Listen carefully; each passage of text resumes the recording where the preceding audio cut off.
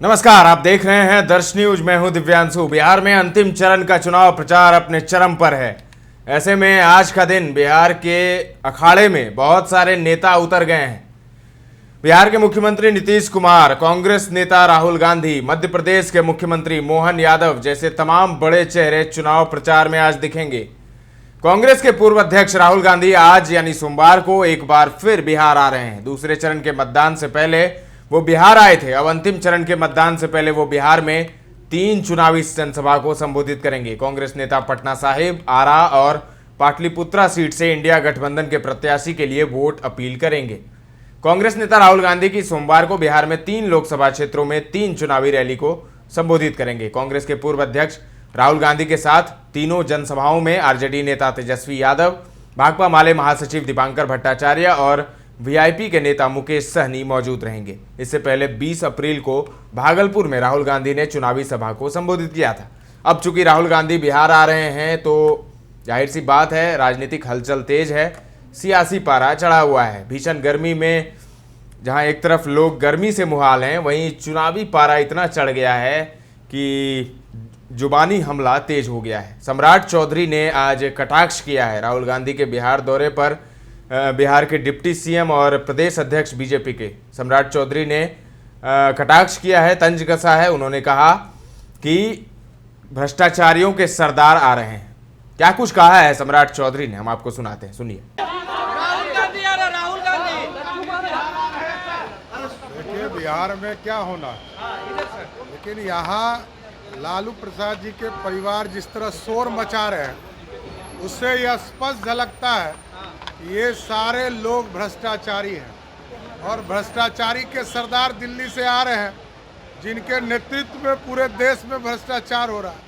तो कांग्रेस पार्टी ने पिछले 55 वर्षों में इस देश को लूटने का काम किया। जिस तरह अंग्रेजों ने लूटा, उसी तरह कांग्रेस पार्टी ने देश को 55 साल तक लूटने का काम किया। तो सुना आपने सम्राट चौधरी को, किस तरह से तंज कसा है उन्होंने। साथ ही 2 और नेताओं ने तंज कसा है राहुल गांधी की बिहार रैली पर। एक तो जेडीयू के राज्यसभा सांसद संजय झा हैं और दूसरे बिहार के पूर्व डिप्टी सीएम बीजेपी के कद्दावर नेता तारकिशोर प्रसाद हैं। दोनों ने क्या कुछ कहा है, हम आपको वो भी सुनाते हैं, सुनिए। ये दूसरी बार आ रहा है, लेकिन उनके आने से ये पूरा जो ये चुनाव जो 4 को रिजल्ट आएगा, परिवारवाद के पॉलिटिक्स का अंत है। और उनके आने से अब सोचिए ना, चुनाव खत्म हो गया है रहा है, तब यहाँ पर आए हैं। आप सोच सकते हैं कि बिहार के प्रति उन लोगों की क्या भावना। तेजस्वी यादव ने एक सूची जारी की है और कहा है कि मुस्लिम ओबीसी जातियों की सूची है, केंद्रीय सूची, जिनको गुजरात में पिछड़े वर्ग में आरक्षण मिलता है, और कहा है कि 13 वर्षों तक वहाँ पे नरेंद्र मोदी मुझे उसकी जानकारी मुझे नहीं है, क्या सूची है और क्या जारी किया। जातिगत गणना को लेकर कल आपने कहा था, एक बड़ा आरोप कांग्रेस पर लगाया था कि कुमार ने कहा कांग्रेस ने विरोध किया, आप टीएमसी ने विरोध किया, शकील अहमद खान से जब हमने पूछा तो उन्होंने कहा कि पूरी की पूरी जमात झूठ बोल रही है। एक बड़ा आरोप आप लोगों पर लगाया। भाई साहब, ऐसा है, उस मीटिंग में तो उठे नहीं जो बोल रहे हैं, और उस मीटिंग में जो बम्बई में मीटिंग हुई और एजेंडा तय हो रहा था, वहाँ पे नीतीश कुमार जी बोलते रहे ममता बनर्जी को, कांग्रेस के लोगों को, कि भाई अब जो एजेंडा तय कर रहे हैं उस एजेंडा में पूरे देश में जातीय जनगणना कराएंगे, ये डालिए। उन लोगों ने मना कर दिया, आप रिकॉर्ड देख लीजिए, उन्होंने उसमें नहीं डाला और आज उसकी चर्चा कर रहे हैं। ये तो एक आदमी हम लोग थे नहीं, वहाँ तो 100 आदमी था उस मीटिंग में। आप अपने सोर्स से ही वेरीफाई कर सकते हैं, और जो अन्य लोग थे उनसे वेरीफाई कीजिए कि नीतीश जी ने कहा कि नहीं कहा। वहाँ पर हम लोग थे उस मीटिंग में, हम लोगों ने भी कहा, सारे लोगों ने, हमारे उस समय के राष्ट्रीय अध्यक्ष ललन बाबू, उन्होंने भी कहा, सब लोगों ने इस बात को रखा वहाँ, और लेकिन उसका पूरा विरोध किया। कांग्रेस ने हम लोगों को सूचना दिया इसको टेकअप करेंगे तो ममता बनर्जी बाइकआउट कर देंगी, ये सब हुआ है वहाँ पर। इसीलिए सर, पीएम ने कहा है कि समाजवादी पार्टी और कांग्रेस की जीत के लिए पाकिस्तान में दुआएं और प्रार्थनाएं की जा रही है। नहीं, मैं एक बात तो मैं कह सकता हूँ आपको कि अब तो अंतिम फेज में हम लोग आ गए ना कि जो चुनाव अब फाइनली जो आ रहा है, मैंने अभी बताया आपको कि डायनेस्ट पॉलिटिक्स का, परिवारवादी पॉलिटिक्स का इंड हो जाएगा 4 तारीख।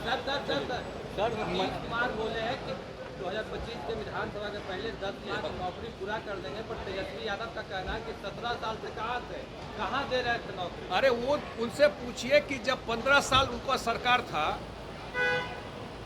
किस तरह का नौकरी दे रहे थे। सारे उद्योगपति को भगा दिए यहाँ से जो नौकरी देता था, सारा चीनी मिल बंद करा दिए, डॉक्टर भाग गए।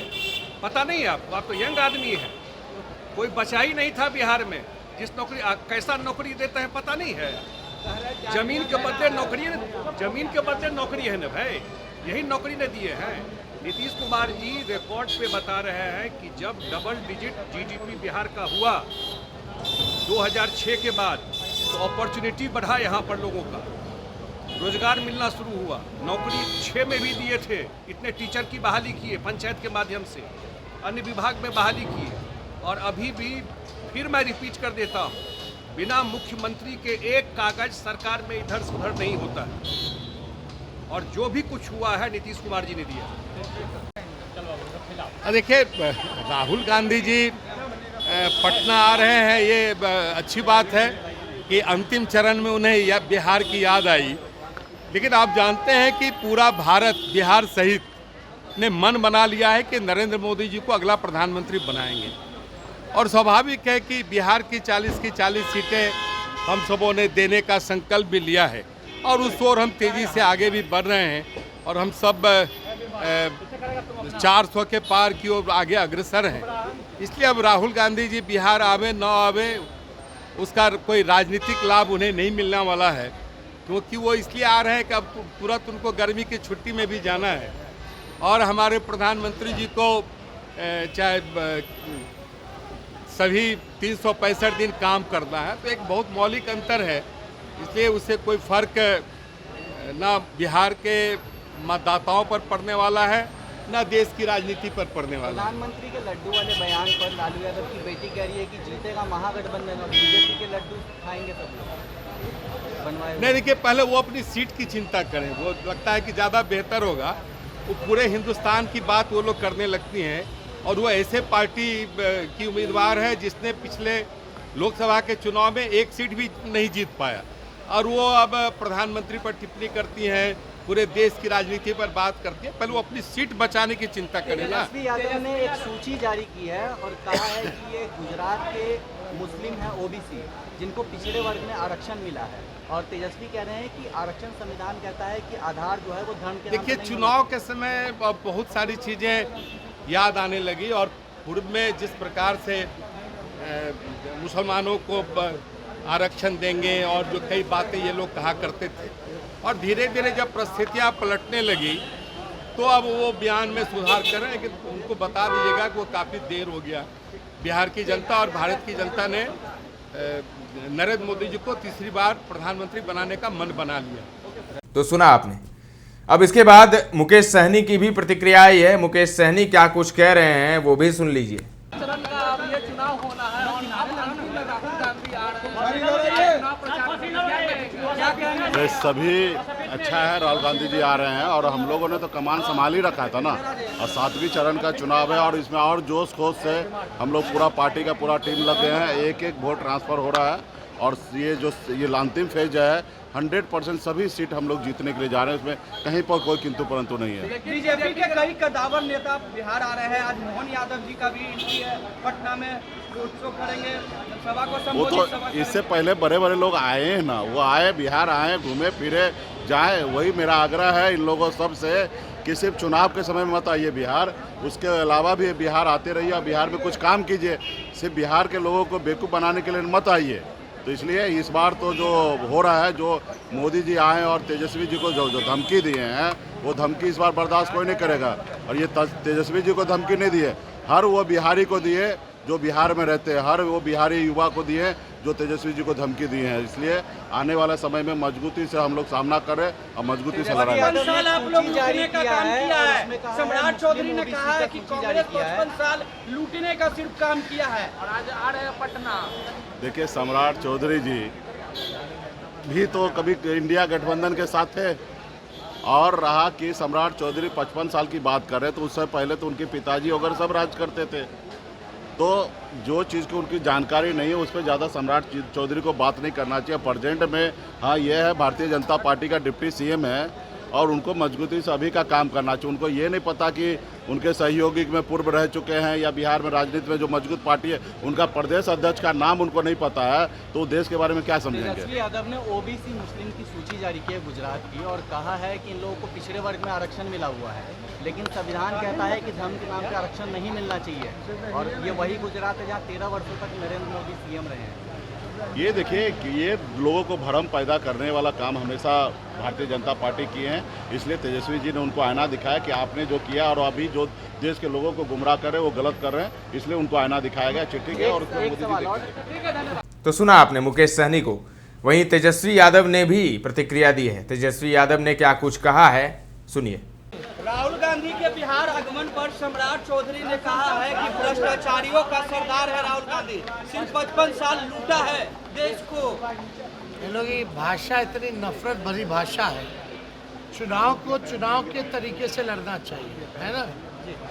वैसे ही लोग लड़ नहीं रहे। ये हार की भाषा है, बौखलाहटपन है। अब छोड़िए, अब इन पे क्या बोला जाए, इनका कुछ चलता है। मोहन यादव आज आ रहे हैं, बीजेपी के बड़े बड़े नेता आ रहे हैं प्रचार में। सब आए। नीतीश कुमार जी प्रधानमंत्री नरेंद्र मोदी को सीएम बना हुआ देखना चाहते हैं, कहें एक सवाल। तो बात सच होने वाला है। 14 वाले 24 में जाएंगे, उसी एजेंडे पे हम लोग काम कर रहे हैं। चलिए। अंतिम चरण के चुनाव प्रचार में गांधी के बिहार आगमन पर कि भ्रष्टाचारियों का सरदार है, 55 सालों का लूटा है। वो तो इलेक्टोरल बॉन्ड के बाद साफ हो ही गया, सुप्रीम कोर्ट ने फैसला सुना दिया। बाकी जनता सब कुछ समझती है कि भ्रष्टाचारी का सबसे सिरमौर बैठे हुए हैं नरेंद्र मोदी। मीसा भारती कह रही हैं कि महागठबंधन जीतेगा, लड्डू बीजेपी का ही खाएंगे। लड्डू तो वहाँ का मनेर का फेमस है पहले से, और लड्डू लोग वहाँ खाएंगे, निश्चित रूप से खाएंगे। मनेर के लोग ही खाएंगे इस बार पटना और दानापुर का लोग कम खाएंगे, मनेर का लोग ज़्यादा। किसके जीत पर सर? तो सुना आपने तेजस्वी यादव को। और तेजस्वी यादव साथ में रहेंगे। राहुल गांधी की चुनावी सभा को संबोधित करने के लिए तेजस्वी यादव भी पहुंचेंगे, उनके साथ रहेंगे।